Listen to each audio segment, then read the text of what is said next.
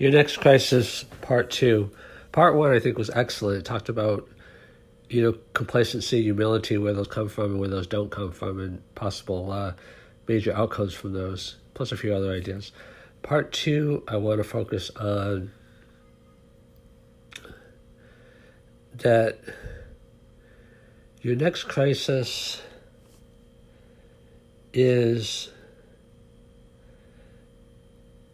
not going to be the same format as your last crisis. I talked about that a little bit before, but I want to add a little bit to that. That I have a chapter in one of my books, I forget the title, but it's basically saying that, as life is always difficult. The reason is because as you become stronger by facing your challenges and growing and learning things, you take on more responsibility, which are things that you haven't done before.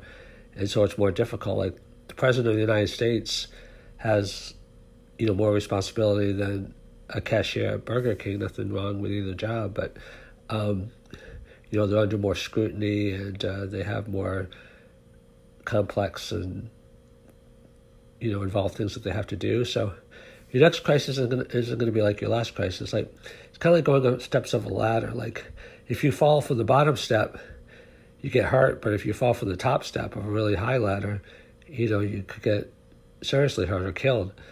So it's kind of like, as you get more responsibilities and you can cope with more things, you face new challenges because you've never dealt with them before. I mean, one example is sales and sales managers.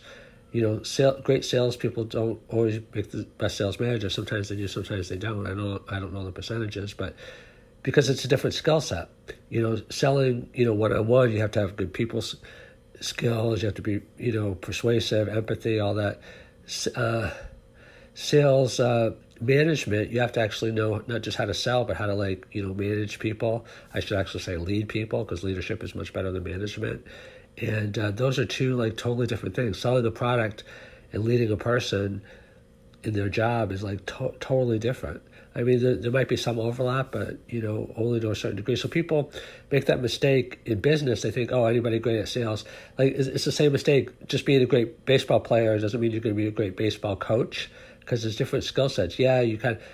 Part of the reason is sometimes it's actually a disadvantage, because a lot of sales people that are great and baseball players that are great, they're just kind of naturals. I mean, they probably worked hard also like Michael Jordan, but they don't always understand all the struggle and all the nuances of how to do things that they just did naturally, that other people don't do naturally. So they just do it, because they just did it, so they don't understand why the person can't do it when they could do it. So your next crisis is not going to mimic your last crisis, because it's different in kind. Like they say, things can be quantitative or qualitative.